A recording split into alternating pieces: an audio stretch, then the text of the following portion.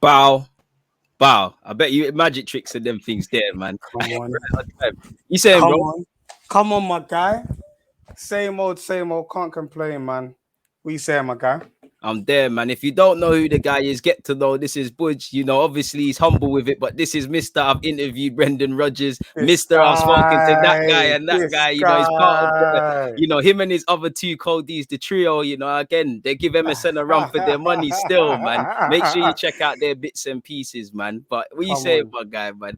Bro, I had to do it, man. You had to. I knew you couldn't help yourself, innit? You couldn't help yourself, man. But bro, we're working, man. All we can do, bro, we're just keeping up the work rate, man. Trying hard. Like you said, we're trying to interview as many guests as we can. Trying to provide perspectives from different people in the game, man. Like we interview, it's not even just like current footballers, innit? We speak to ex-pros, we speak to managers, coaches, people that are involved in a game from whatever capacity, basically, innit? Because we just want to get a rounded perspective of the game, innit? So yeah, man. If you guys aren't familiar with it, it's the Beautiful Game Podcast. Check us out on Twitter. It's at podcast_TBG. On Instagram at pod_TBG. And then you can watch all of our interviews on YouTube as well, man. So hit us up. And hopefully we'll be getting more interviews from people you guys want to hear from, man, in the near future. Come on, God willing, man. I hope you get Arsene Wenger and them things, man. You missed out something though, man. You got your own channel as well, your individual thing. Yeah, 100%, man. So I, as well as obviously doing the content with the boys, where we focus on like football as a whole. Obviously, being an Arsenal fan, I want to start doing more content on Arsenal specifically on my channel, as well as me obviously being a big boxing fan as well. So my whole thing is that I'm going to try and balance both, doing boxing content and Arsenal content and general football content and so on and so forth, man. So you guys support the team. You can see it behind me. Come Talk on. to BUJ. I got my own merch. You know what I mean? I'm trying Come to on. push this thing proper, man. So guys, hit me up. You can see again all my socials, Twitter, Instagram, YouTube. Just hit me up and support me, man. I know I've been slacking with the YouTube content and whatnot. You think, mate? Get onto him, people. I know. You lot onto Arteta, get onto him. So, but I've got that coming, man. So you guys hit up the like button, subscribe, and all that good stuff. And obviously, me and DG, man, the plan is to keep working and keep consistent, pushing, man. So, yeah, man. Guys, just keep your eyes peeled, innit? We got some big things coming. Honestly, exactly. Coming, so. You said it there, man. Speaking of big things, we got a big game on Saturday. Now, I'm going to ask you a bit later in relation to Norwich and things, but you know, such is football. The last time we actually spoke, I think it was just before the international break. So we've seen little bits and pieces and things since then. First things first, man, I want to delve straight into it. I know you've probably either listened or heard what Edu said in his interview. What did you make of that? Because me and you have never kicked it in that regards, man. What's your thoughts regarding that? Do you know that, honestly, the first thought that I had, and it could be mainly because of the fact that at this point in time, things are quite pessimistic and the mood is quite down at the moment with all things related to the club. But I thought initially, and it could be just a skeptic in me, but I thought this is a brilliant PR stunt.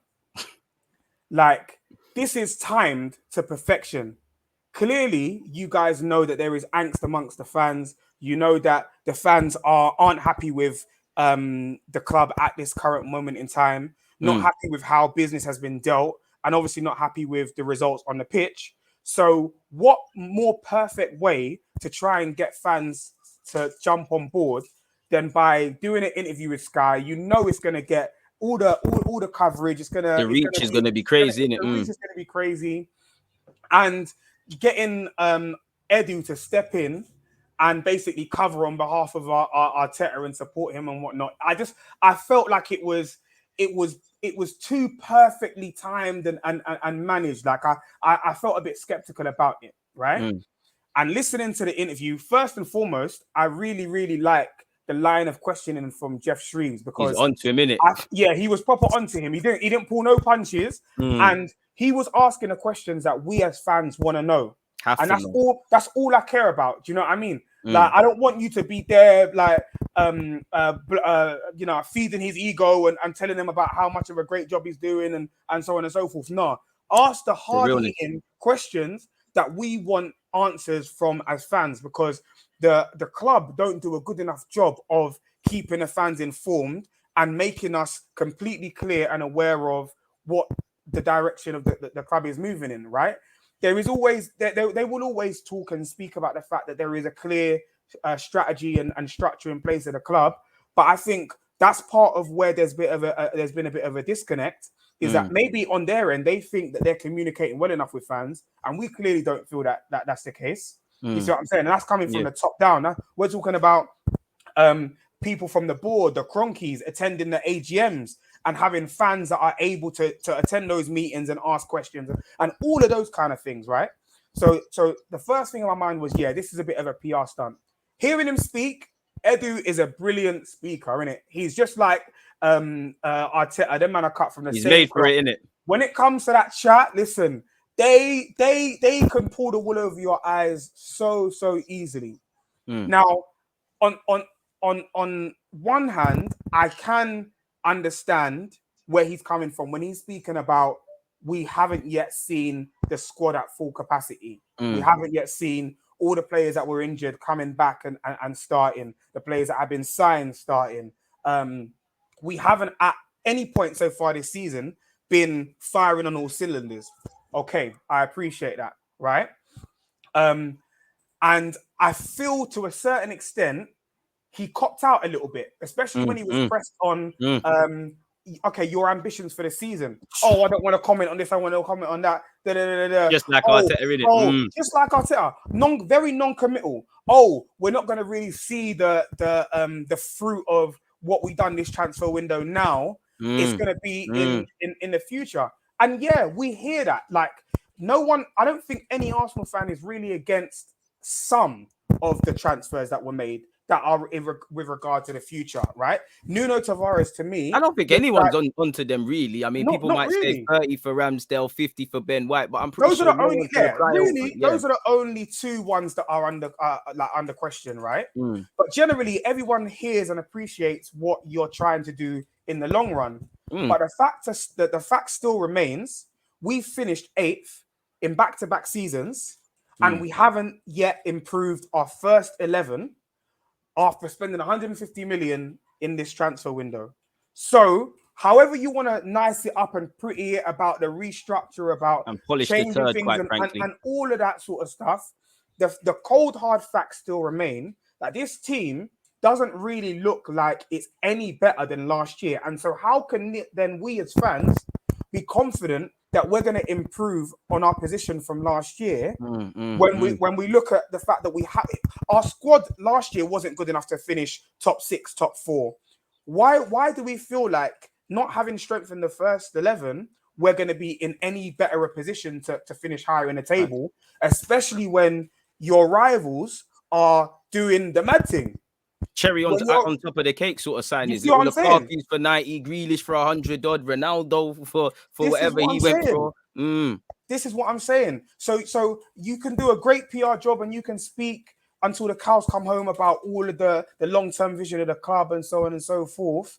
But I'm not buying what you're selling entirely, man. Do you feel, sorry to cut you, do you feel that, because you mentioned a great word in terms of being non-committal. Now, I agree with you, but to play devil's advocate, could that be seen as tempering expectations? Because previously you have seen stuff like a lot of things without context, trust the process, be excited, all of these things that have quite frankly hit the club, or people have said it, bit them on the arse. So could, while I agree with you, you need to say, just little things for me, like a team like Arsenal should always be in Europe. Indirectly, you said the target is Europe. You haven't said top 4, top 5, whatever.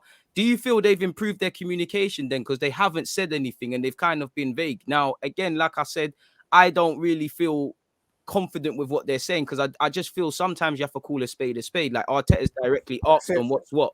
He didn't say. Edu didn't say. So I know internally the plans might be different, but what are the players saying? And then I look at it, and I want to ask you this as well. I'm asking you those two most questions in one. What do you feel the expectations are for people that are actually employed with Arsenal? Because I felt he kept banging on about, and we know it, there's a young squad. They need time to gel and all of these sort of things. So, and like you said, we've bought some players, but we haven't improved our 11. So can we really be trying to get Europe, whether that's Europa League, even the conference or the champ? Surely it can't be. So what's your feelings on them things?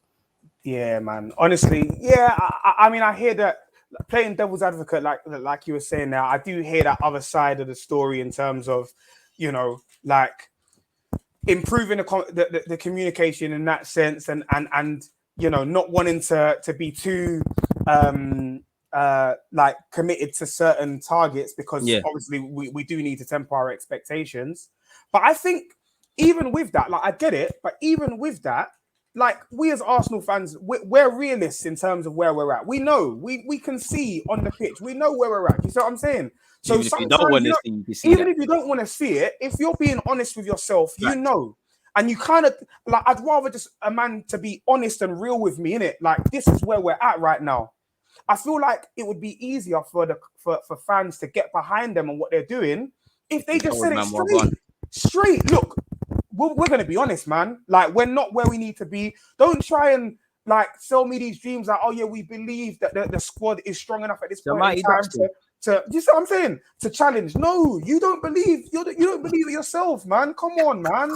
Like, don't insult our intelligence. You know what I'm saying? Don't insult our intelligence, man. Seriously, like, be open and honest with us, and at least then I feel like people might be more willing to hear what you've got to say and more willing to, like, take on board your perspective and your point of view, because you're being upfront and honest. What it feels like is like I feel like everyone's looking at them like they're literally deluded. Like, you guys aren't seeing, I was, 100%. That's what I'm saying. But you man are deluded. Like, if you really think that this team is strong enough to finish in Europe, like, clearly there's some kind of disconnect. You're not understanding the situation. You're not reading the room properly, and so on and so forth. You see what I'm saying? So, yeah, man, I hear it, but I take it with a pinch of salt, man.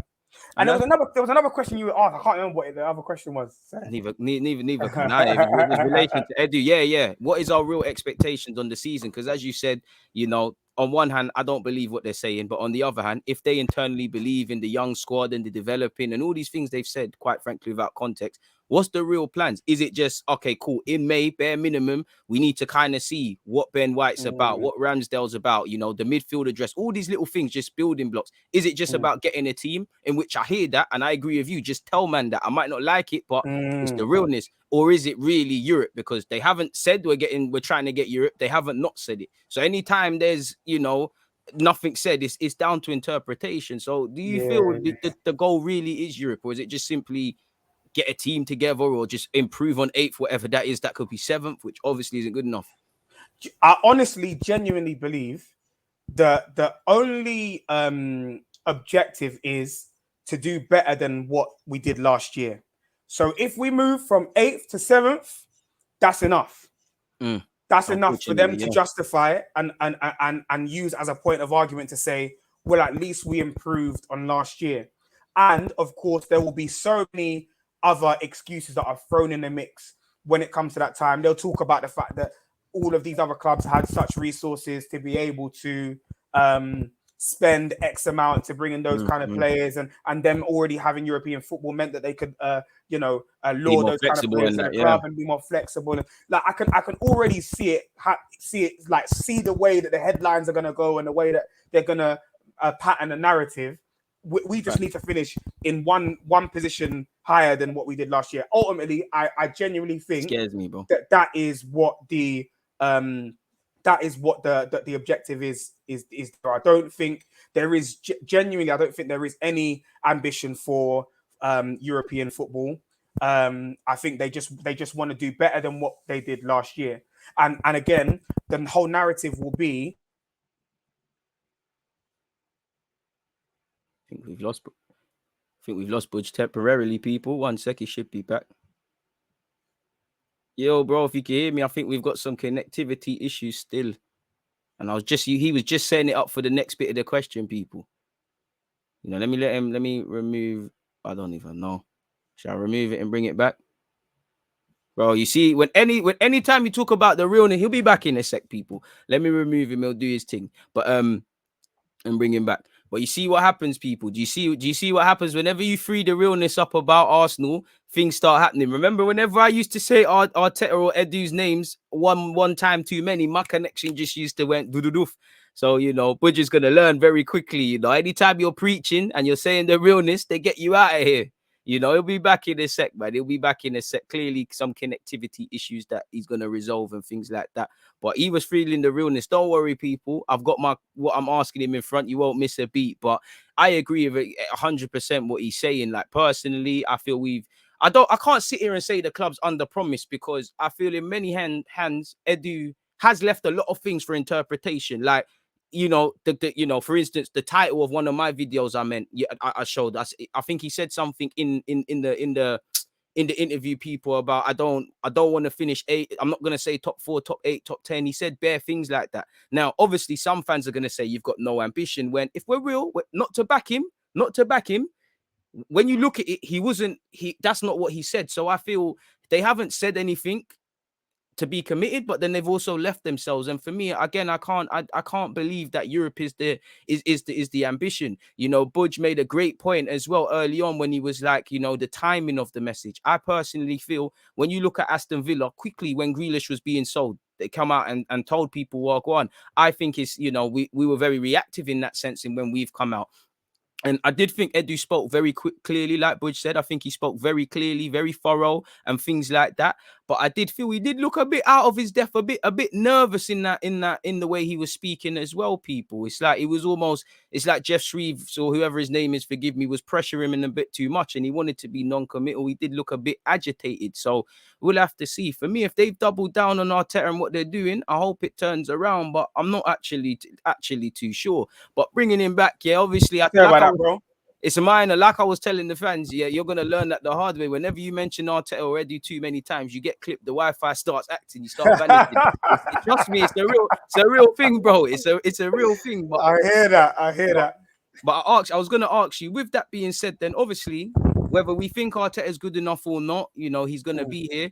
Do you think it's the right time to sack him then? Because obviously, I don't like a lot of the things they say in isolation, like we need time, trust the process, young squad. All of it makes sense, but it's going against the backdrop of what's happening. So does it make sense then? Because let's just say we brought in Conte. What happens if he says, I don't want to use Ramsdale, I don't want to use this guy, etc.? If you've committed to him, you know, Edu, to me, has told him you've got his number one targets. He wanted Ben White, he wanted Ramsdale, he wanted Odegaard.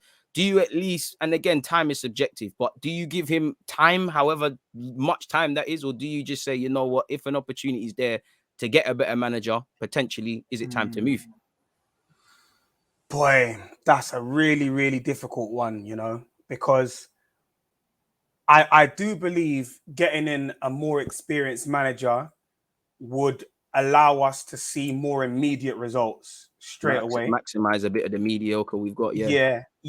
I do feel like a better coach, a better manager gets more of a tune out of the current crop of players.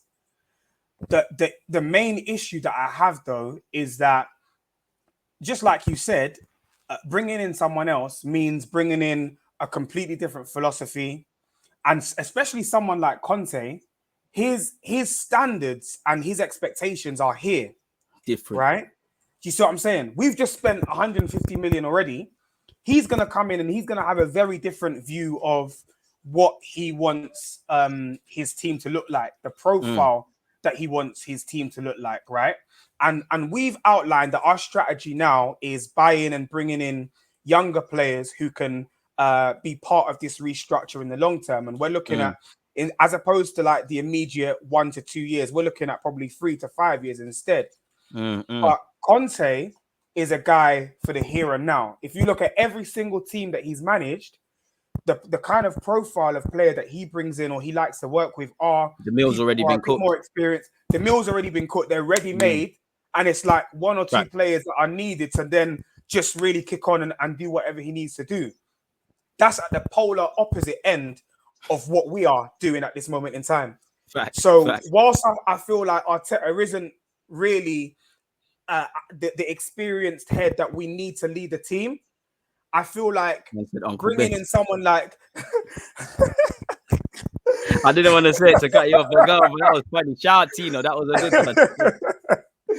Oh my days, yeah. So bringing in someone like Conte, it means that we go in a completely opposite direction, and then does that then set us back even more? Because then he's got to bring in his players, he's got to spend more money, he's gonna want to offload certain man, and then is there a matter of the players that are at the club being even more confused about the direction that we're going in and what the manager wants them to do and stuff like that. So it's like we're in a catch-22. It's like we're damned if we do, damned if we don't kind of thing. So in that regard, I feel like maybe keeping Arteta for a bit longer makes sense. Just because too much upheaval, too much things moving around. Every year where there's a new revolution thing in it. You see what I'm saying? So it's like, it's kind of like you made your bed now, you got to lie in it unless it gets to a point in the season where he honestly can't get a tune out of the players, even with a fully fit squad and everyone available and ready to him. He's still making like very strange tactical decisions. He's trying to do a madness. He's trying to still do all of these things. He's on some Harry Potter spells, man. You see what I'm saying? Like all of those kind of things. If he's still doing that, let's say in the, I don't know, I don't want to put a specific time on it, but let's say for argument's sake, in the next sort of 6 to 8 weeks, for example, and he's had the time to bed in the new signings and everyone's been fit and whatnot, then we can ask those questions again. But I feel like for now, and this is again going back to the interview with Edu, where I agree with his points around let's wait and see when the team is fully fit, when everyone is ready, when everyone's singing from the same hymn sheet. At that point, let's judge the team. You get me? I agree with you on that point, but you know, not your point, but that's another thing where it kind of sets up what I mean about Arsenal fans will keep screaming something, but not in isolation without context. Now, I wholeheartedly agree with that. Time, need to build a squad and things like that. But that's against the backdrop of what have we done in pre-season. At worst, I thought we would have, and this has been the case for me since Arteta came in. I would see a base level so that I could say, okay, cool. You might need a keeper that Ramsdale could be. You might need a Ben White. I can see what you're doing. Right now, it just feels like a fantasy. I'm waiting for everyone to get fit. And at that point, we're going to start doing coaching and things. Because what, like you see at other teams, like you see at other teams, like Aston Villa might be a good example if their fans know. When teams buy a bunch of players and they play together, what do people say? They need time, they need to gel. So we're going to need even more time. So for me, the building blocks was crucial. Like you said, we've made our bed, so we've got to lie in it. Personally, I think Arteta should have been on borrowed time since November, but that's where I'm at with it. And this is where I feel, obviously there is pressure, but to be devil's advocate, what real pressure then is on Edu to make sure that every one of those signings kind of bang so we can do what we need to do. Subsequently, Arteta, and then subsequently the players. So it's like, what are we trying to do? Is that, because no matter what, I don't think anyone's going out there to drop points will be negative. But when you're not at the top of your game and you're not switched on, you get complacent subconsciously. That's the only explanation I have for these silly mistakes that we keep making. Like, these are cheap goals. They have no place in Hackney Marshes, let alone the Premier League, bro. Like, no, it's a madness. Do you know what as well, yeah? When you just said that, it made me think as well. Another really interesting point around this is that it sets a very dangerous precedent. This whole idea about... Yeah, big up Evans, man. So, like, this idea that we can only be at our best when we have everyone fit, when everyone's available, it sets a very, very dangerous precedent. Because and every variable as well, man. And every variable, no injuries so like, and all these things is mad. No, yeah, you know what I mean? We can't have any adversity. Everything has to be 100% perfect in order for us to work well. That sets a really dangerous precedent, because going back to the whole point about mentality and the way the players approach games and whatnot, it's like, if we haven't got a fully fit squad going into a game, you've already got an excuse. If we for us losing, you're going into the game thinking, right, okay, it's more on the back foot kind of thing. Like, oh, you know, we can't perform to this capacity because of X, Y, and Z. We're already hiding behind excuses. We're already hiding behind excuses instead of, you know, going into the game thinking it doesn't matter. Maybe we don't have this, or we don't have this perfect variable in our favor, but we're still gonna do everything that we can to get those 3 points. Like, I feel like that's not the mentality that we go into games with, and that's proper dangerous, man.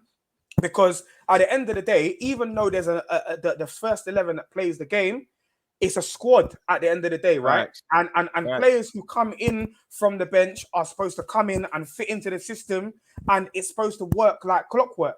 And I always bring it up here because I just feel like it's the perfect example. But Diego Simeone and his Atletico Madrid team, the way that he has instilled a certain mentality within those players, it doesn't matter if one man's injured or someone else comes in or whatever. It almost seems at times, like you don't even realize when certain players are injured, because the deputy and the person that comes in already understands their job, has that mentality, that mindset to come in and make as much of an impact as the person who would within their capacity. Yeah, you see what I'm saying? And at the end of the day, that also goes down to what we're not seeing at the moment in the team, which is that die-hard siege mentality. We're just not seeing it. Like, there's too many nice guys in the team. You see what I'm saying? Like, okay, fair enough. I can appreciate, right, that you might not necessarily be a player in the a first team regular, because you might not have the ability of someone who is ahead of you in your position. I can appreciate that. You can live with but that, one thing you can't compromise on, and one thing I can't compromise on, is the effort, is the working hard, is the mentality. So even if you're a limited player and you can't play maximum ball everything 50 yards or you can't do that, but at least your duels, them 50-50s, are you getting up for headers? Are you putting a foot in for challenges? Are you communicating? At the very least, you need to be doing those things. And that's where I think ultimately is the issue with the players right now. Is just like, these men are just turning up to just do whatever, just to turn up, as opposed to coming into the game thinking, look, I am going to do everything in my power to make sure that we win this game. It's not a thing of, oh, maybe the next game when this person's back or when that player's back and when the variables are in our favor. No, we need 3 points now. You know what I mean? Now. We don't really have that, and we see examples of that. Okay, we can complain and talk about, in the past few games, instances where we should have got fouls, where we should have where certain players should have got. We hide behind these things, man. But it's a 90-minute game. We hide behind these things, exactly, and we're nitpicking at those things. And to be honest, these players do these things because I'm talking about the players from other clubs. They do these things because they know that they can get away with it against Arsenal. Facts. You see what I'm saying? That's smart play from anyone. We should be doing 100%. They know they can. They know. That's the problem. They know that they can bully Leno. They know that they can thump my man in his face, and he's just gonna fall down. And you know what I'm saying? It's and Marie against Lukaku, childish, man. Bro, they know it. Literally, these teams come up against us, and they're like, yeah, do you know what I mean? We're gonna have a field day with these guys. We're just gonna rough them up a little bit. We're gonna be a little bit physical. And that's going to be enough. It's like when teams get a bit physical, then we just lose our bearings. Like we just forget what we're doing. You see what I'm saying? Just get scared, fam. What is there something wrong with your mic or mine? Because someone's saying it might be me because I'm moving around bare. Let me chill a little bit. I don't think it. Well, no, if it's me, apologies. I'm moving as well.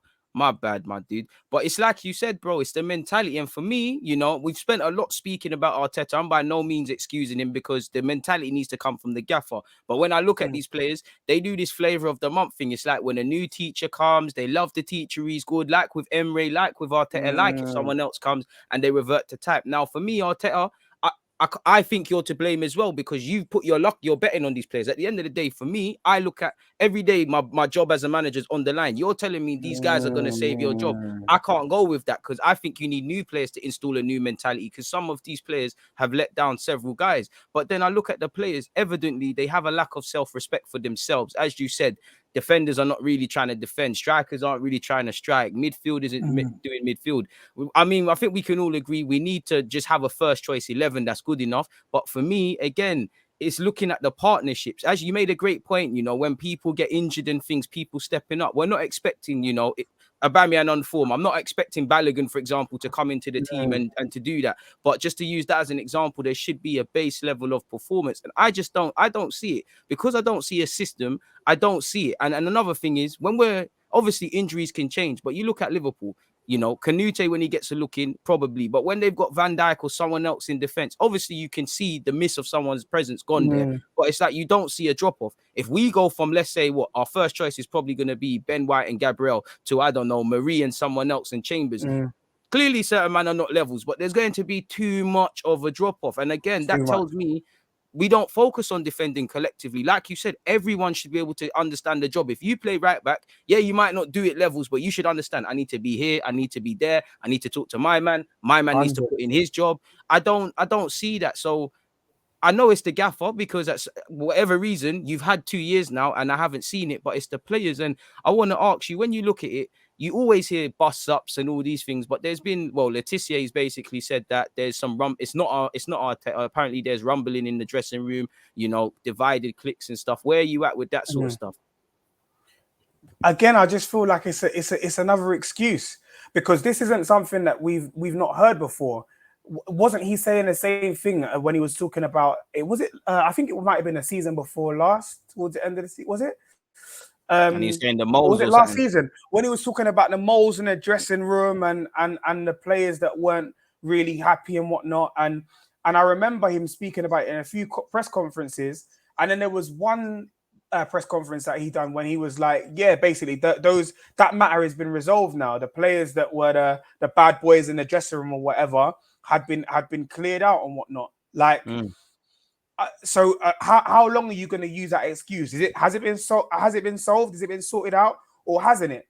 And also you have to consider the fact that if there is this issue of moles in the dressing room or players that aren't content and aren't happy, like, there's no smoke without fire. Right. So let's go to the crux of the issue rather than try and deal with the branches. Let's get down to the root of the issue. Why is that the case? We saw recently, okay, we can say it was unprofessional when he shouldn't have done it. Ainsley Maitland-Niles came out on social media, on his Instagram, and posted about not feeling like he was wanted at Arsenal and wanting to go somewhere where he's played. Maybe I'm just speculating here. He could potentially be one of these players that you're talking about in terms of, there being unrest and not enough harmony in the dressing room. But what's the root cause behind that? He's not doing that for no reason. Is it because you haven't communicated his role within your plan effectively enough to him?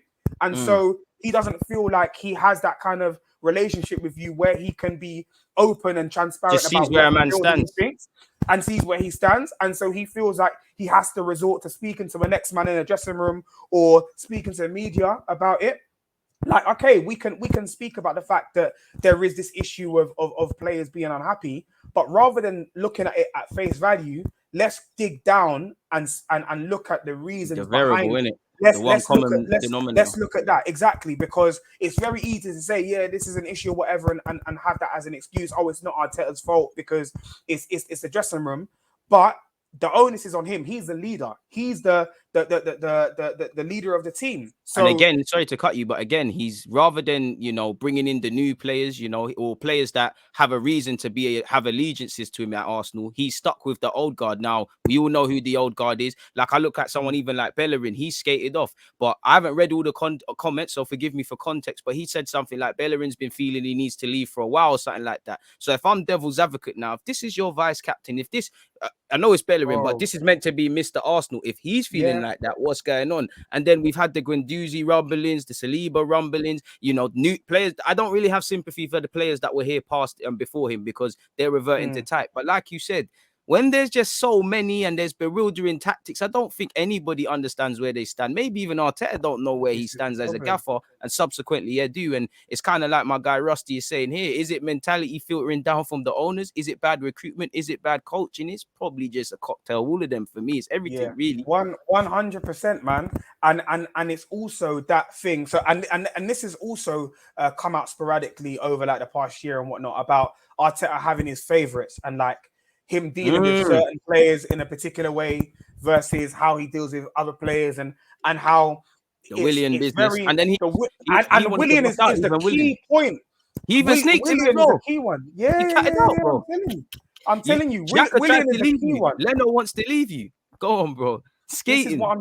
This is what I'm saying. Like there's no smoke without fire. Like there's something more than meets the eye behind the scenes, man. And it could just be down to his man management and the fact that people are looking at it and thinking, yeah, boy, he's got his favorites. Like the way that he's treating one man is different to the way he's treating next man, and so on and so forth. And that shouldn't be the case. You see what I'm saying? It always starts from these little things. You know what I mean? People, and I think sometimes you have to know what like managers don't.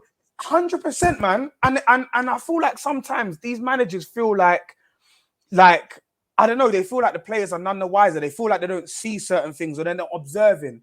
Like, you have to understand, as manager of a football club, you're under scrutiny and you're always being criticized and watched, not just by the media, not just by fans, but by your players as well.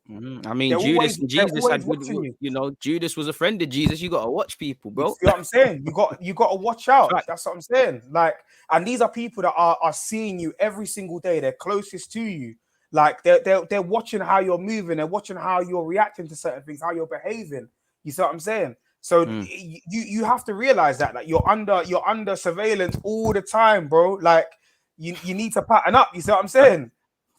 That's it, man. You need to start showing business, and that's it for me. I just feel, listen, I don't really rate how these players move because they do this stuff all the time. Like you made a great point earlier. I just feel, not to be sinister, but I just feel like, let's say me and you on the pitch, right? And let's just throw out some names. There's Xhaka, there's Bellerin, these sort of players. Now me and you are playing now. I genuinely think we'll be playing and Bellerin might be playing, and I'll look at him. I'll be like, well, boy, you know the fans, you know the media, they're gonna get onto my man, or my man might have made a mistake. I can just not ask for the ball, just survive this year. I might catch some corn, but I'm not the headline don. I think they hide behind in the same way. Man hide behind Saka now. 9 times out of 10, Saka and these young G's, they pattern it for us. So I think you've got that. I think you've got the negative cocktail you said about, you know, well, the sun's not shining today. It's a bit nippy outside. It's not perfect, innit? And then I actually feel they're hiding behind the gaffer. And I feel probably the gaffer's hiding behind luxuries, because what I feel about Arteta, and it comes across of a lack of self-awareness, sometimes a man don't want to call a spade a spade. Like we might,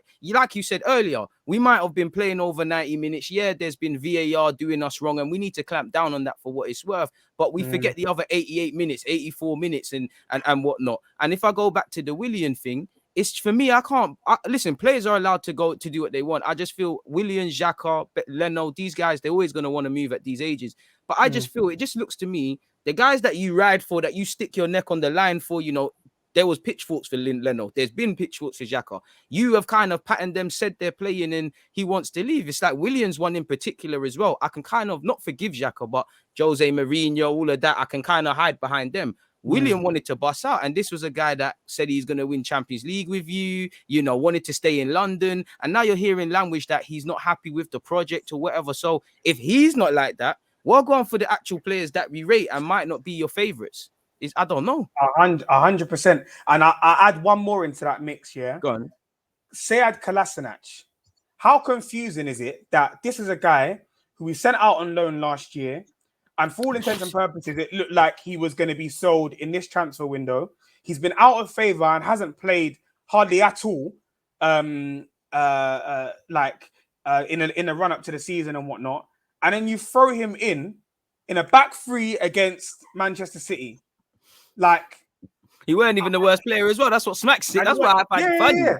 Like there's so many mixed messages going on at the club, and like I can't. It's youth club settings, man. Bro, it proper is like I can't be too angry at the players for feeling confused, because I'm confused as a fan. Like, so I can imagine, much less you. Like, you lot are seeing it's like day in day out. You're just like, you must be just baffled. Like, there isn't a clear mandate, idea and mandate. That's the problem, and we said that before. Like, it comes back to that point again. Like, there not being a very clear mandate and a direction that the club are moving in. And the thing about it is, it's not a one-off. This has happened time and time again. I might clip up that phrase. It's not a one-off, you know. It's a choice to do this, bro. It's not a mistake. Once is a mistake. 2 times is a choice. For me, man. 100%, bro. I agree with that.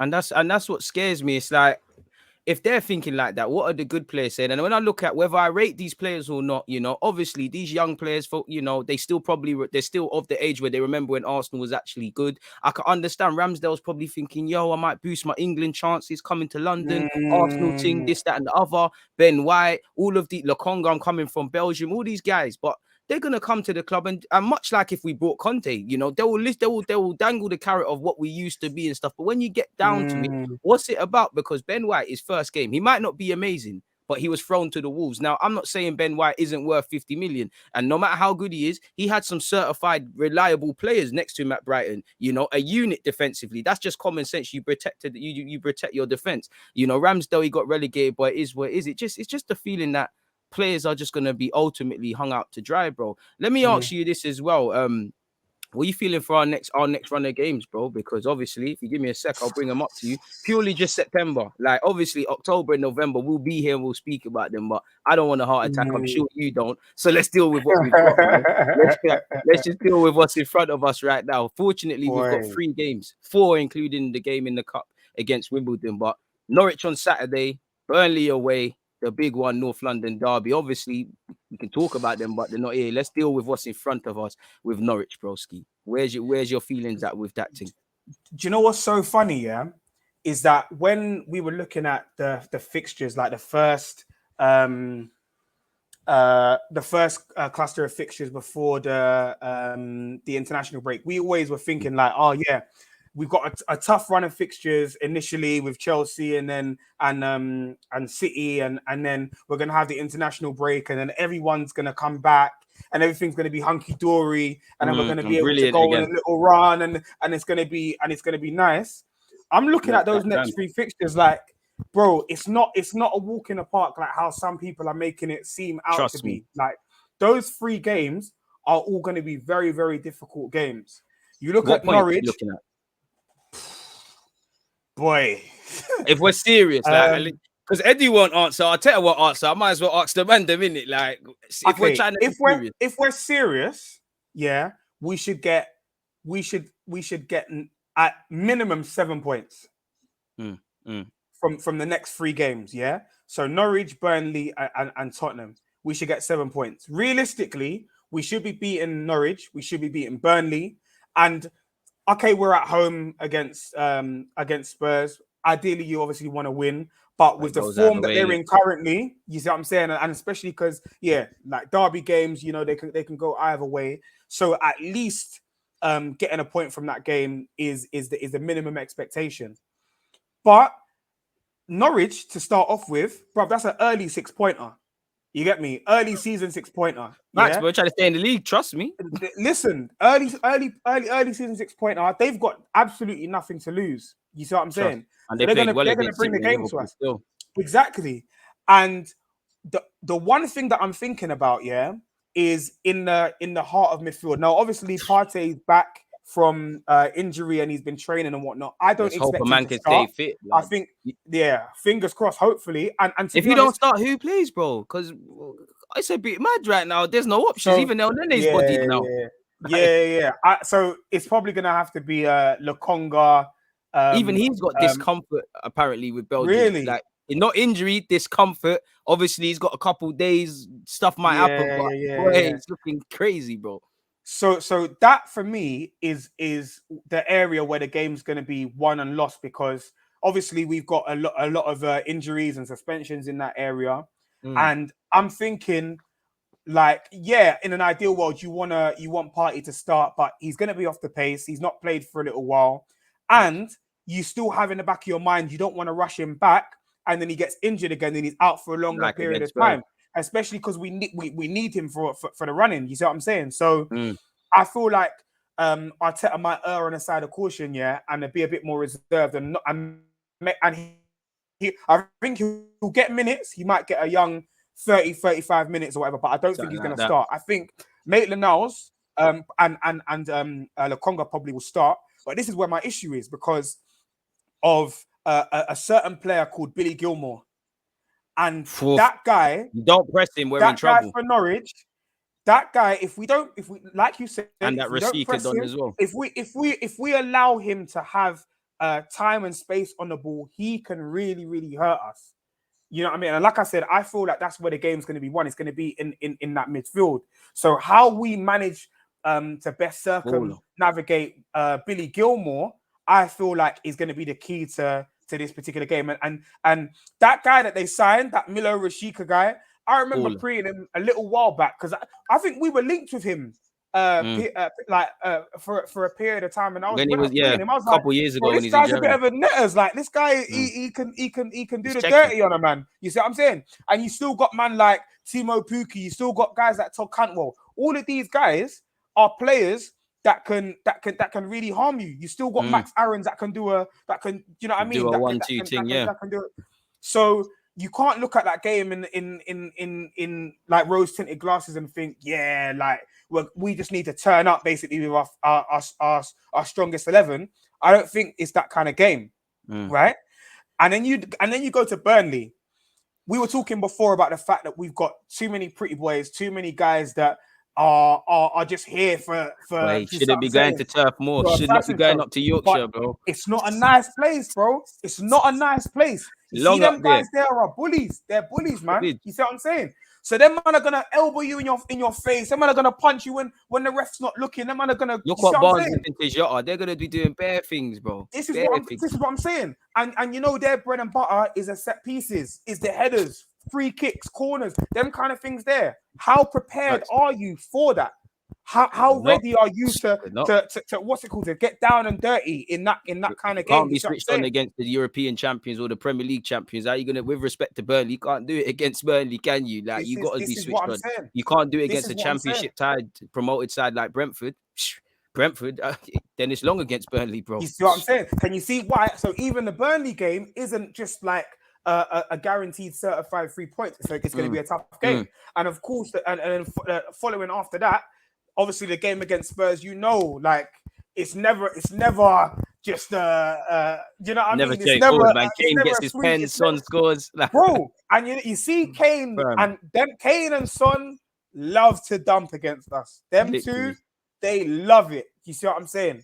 And I'm thinking like in terms of Tottenham, obviously we know like the whole saga and situation with Harry Kane was well stated throughout the summer, and whilst some Spurs fans will be happy and be on side with him staying and whatnot, a lot of fans I think are still a bit disgruntled about the fact that he was publicly flirting. A bit of resentment, yeah.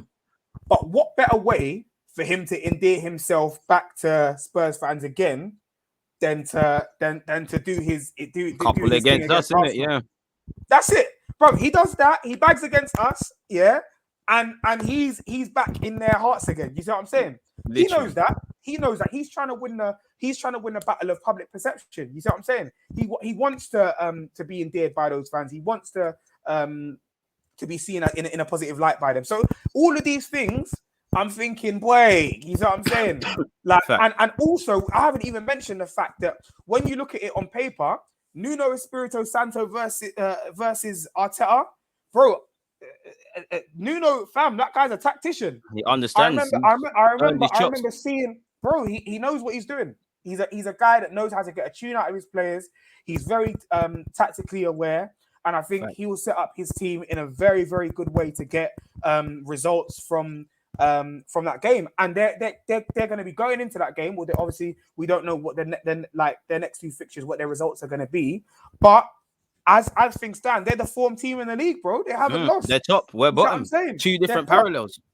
Yeah. This is what I'm saying. So the momentum is in their favor. So again, the next three fixtures are probably as difficult as the last three fixtures have been for us. 3 cup finals, bro. You see Facts. what I'm saying? Facts. And That's it, you man. know what scares me? Like, for me, Arsenal have scarred me so much. Like, me and you could sit here and talk about Burnley, but I can only deal with what's in front of, man. And that's Norwich. And for me, it's about energies. I think for me, listen, I'm not saying we're going to win or anything, but I think the only thing that gives me a bit of confidence, this is not at Carrow Road. That's the only thing that gives me a bit of confidence for us. Because if it's there, I think they pattern us. Now, they can pattern us anyways, because I feel it's a game for energies. You know, the players, the fans will always support, but the players have got to go out there and give the fans energy. The fans were very vocal against City, made a lot of noise against Brentford, cheered as much as they could cheer against Chelsea before. Obviously, you know, it's time to shut up now. You lot are not got any pride in your performance. You behave like you did. Norwich will read that. Again, like you said, it doesn't matter if it's Norwich or Chelsea. Everyone feels they can get 3 points anyways. Norwich can play football. They play better football than us. They've actually, fair enough, their gaffer's been there for a while, but they actually can play ball. They've got a DNA. We ain't got that. And this scares me. And it's like, what happens if that first goal goes in? How are we going to react? You know, the camera's going to pan to Arteta. That's great. He needs to react. But how are these players? Because forget the manager. You, man, you're already in dangerous territory. But now, if you lose again, you know, that's probably a next stat that these lot have made up. You know, the worst start for 67 years. A lot of you, unfortunately, you're all stacked with that for history. It's crazy. This is it, man. This is it, 100%. So it is a fine margins, man. Like you said, like I didn't even think of it in that sense. Like, but it's true. The fact that it's going to be at Emirates scares me, bro. Yeah. And these players play ball, bro. Like, look how we lost 5-0 and how City lost. I mean, how both of us lost to City by them scorelines, if I remember correctly. I can't gas it. You lost 5-0 in it, but there was a bit more courageous. There was a bit more pride in the shirt. Their shirts were dirtier. We just gave up and capitulated. It was like, there's been a red card. We're down to 10 men. We've been good for 7 minutes. We've done what we can in it. 100%. Fam, like, it's only a guaranteed 3 points. When you go down to 10 men, it's only a guaranteed 3 points if you're playing against Arsenal. You see what I'm saying? Like, it's only it's only us that have to absolutely lose if we go down to 10 men. There's been teams that have beaten other teams with 10 men. Like, you see what I'm saying?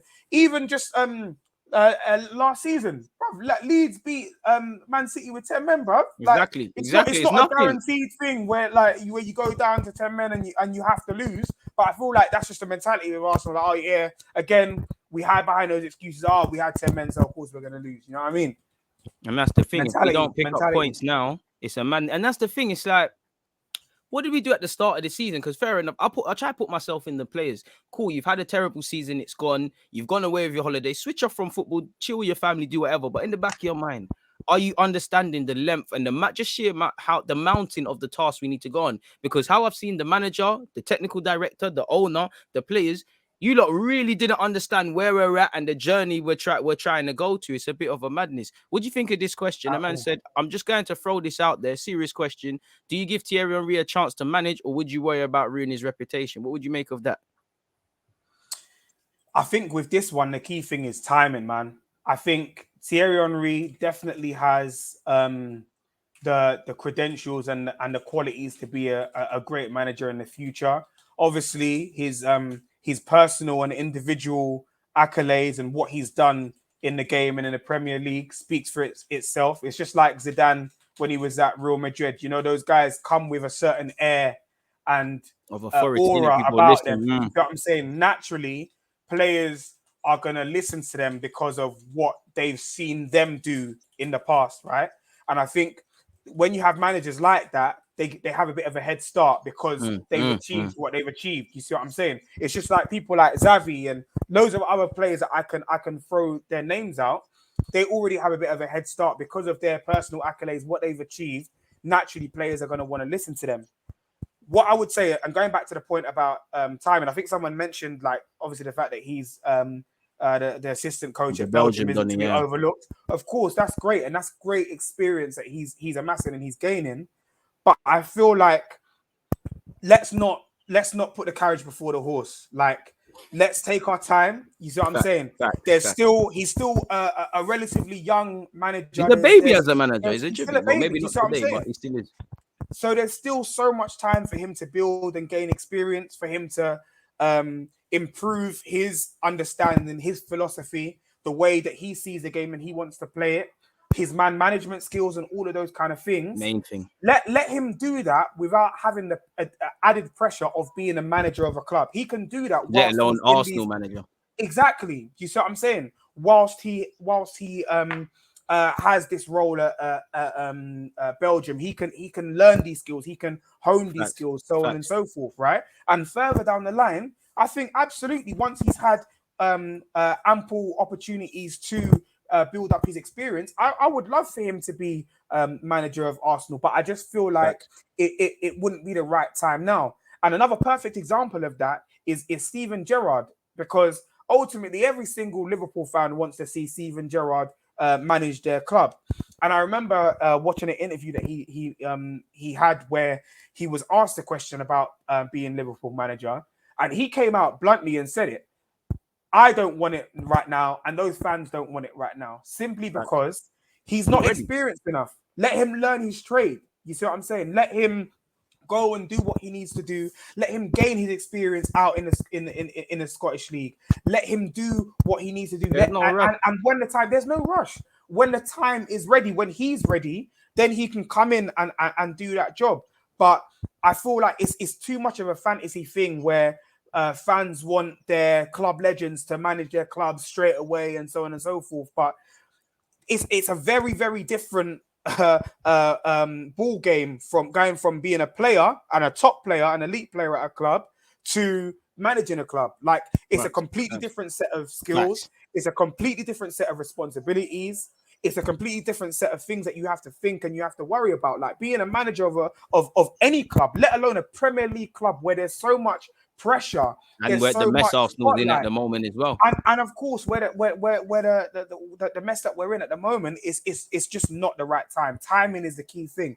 Another prime example: Lampard, club legend, Chelsea, done everything, won everything with them. You see what I'm saying? Because he got didn't that job because of Derby and didn't do nothing there. And this is what I'm saying, and that just goes to show that should be enough evidence to show that trying to bring in a legend who hasn't had time to really work on his craft as a manager is the wrong approach to have, particularly for our club at this point in time. What we need is experienced heads who have been here and done it. People that have been in similar situations, that have like rebuilt squads, able to maximize the little things.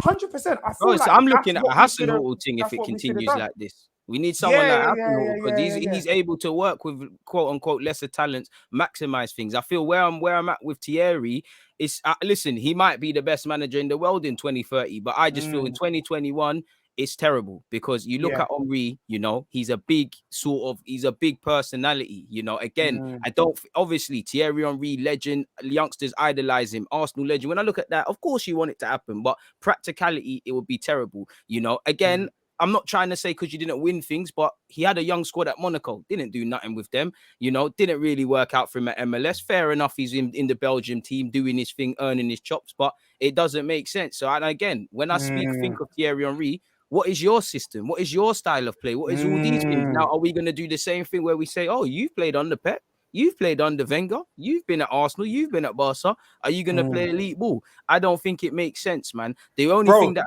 go on.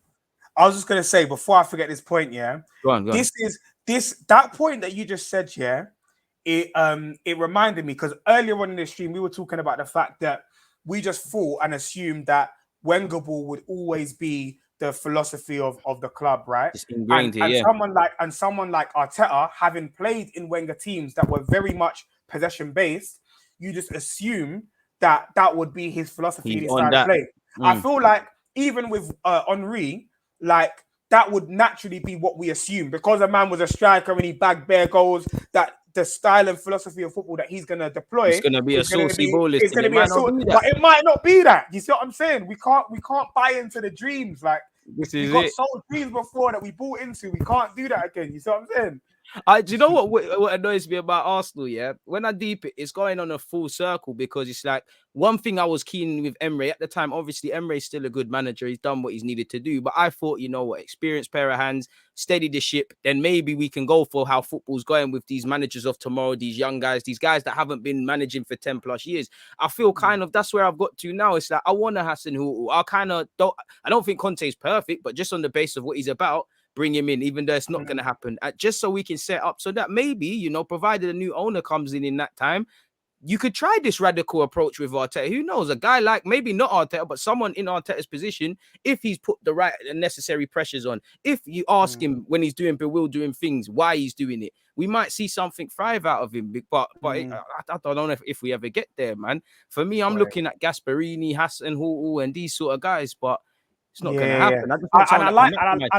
I like those examples as well because those are guys that can work under adversity, especially Hassan Hootel, because he always has had to operate under limited resources. Thanks. He's always up against it. You know what I mean?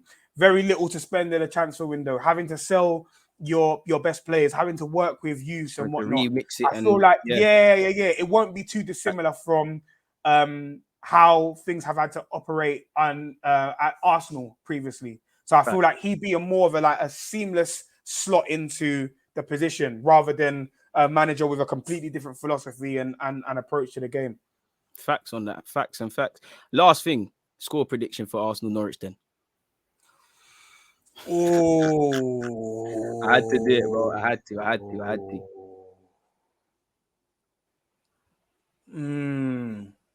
Okay, I'm gonna go Arsenal win. Go on. I'm gonna go 2-0. And I think Laka gets on the score sheet. Mm-hmm. And I think he's the only man that I can vouch for 100% still. I can't vouch for no one, but I'm gonna go for, you know what? I'm gonna go for a sticky Arsenal 2-1 victory. Literally go from behind, somehow patting it. I'm gonna go for my boy Saka. I don't know who else is scoring, man. I'm just gonna say Aubameyang and try to talk it into existence. Let him get a prem goal. Yeah. Please. We need it, fam. We need a madness from Odegaard. I need to see Odegaard do a madness. I don't even mind if he doesn't get an assist, but I want him at the heart of everything. I want him to be the heartbeat, like ticking things over, key passes, all of that kind of thing, man. That's what I want. Just the whole game running through him, sort of thing. 100%. And that's what I want to see, man. I hope it's like, do you remember there used to be times we used to play Norwich and we used to get our goal of the season contender? Like, I remember Jack Wilshere's one. I want to see stuff like that, but I don't know if it's that party. If you deep it, all of our best goals come against Norwich, bruv. Ramsey had a couple as well. Bro, Ramsey had that one where I think he shimmied or whatever, and sold a man a dream and then put in bottom right. And I think there was one where Giroud played it over the top and he just volleyed it top left. Ramsey. And Wilshere's been at the forefront of a couple of them as well. Of course. So hopefully, man, we can run it back, man. We need to run it back still. Damn, you're right on that, bro. So yeah, man. Hopefully the next time we're here, we're talking about Arsenal claiming their first 3 points. God, if you're out there, we'll take a point. Please. Anything, please, man. Please. Oh, man. It's been a pleasure having you here, man. I mean, plug your stuff again once again, man. Obviously, when this is out on YouTube, folks, but one love to the people that are here on Twitch. When this is out on YouTube, if you're watching this on the replay, check the descriptions. All the bits and pieces are in the descriptions. Go and support the man then. But you might as well hear it from the horse's mouth once upon a time where you can catch the man.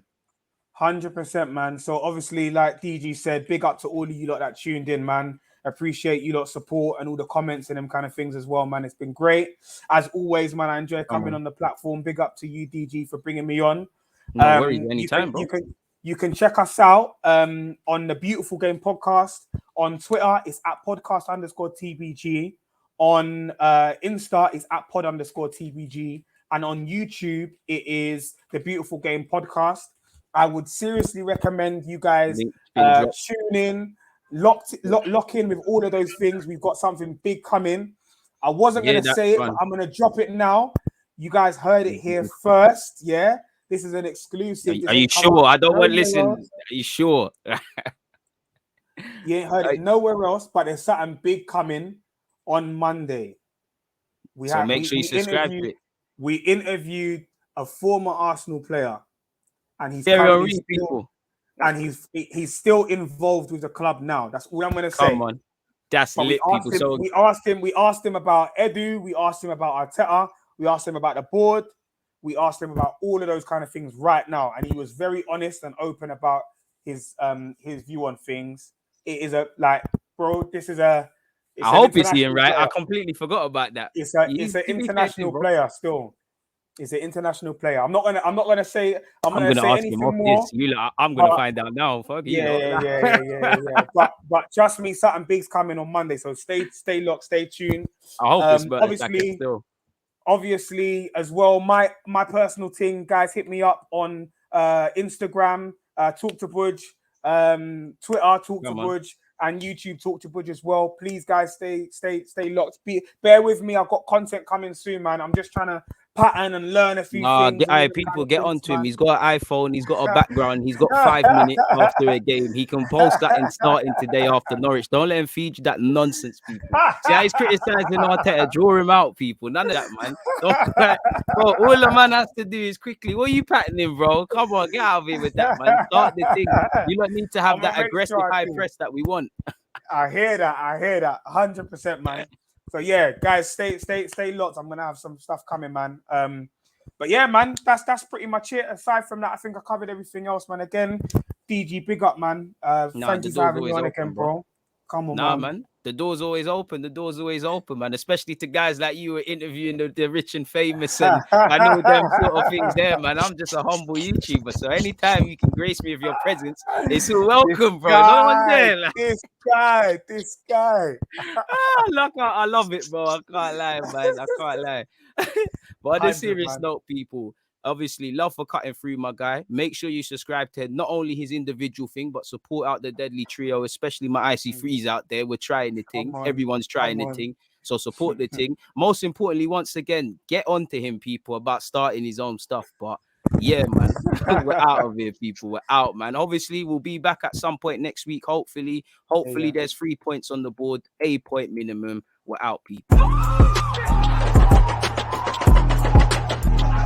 There's always just that active red line defending. I think it's like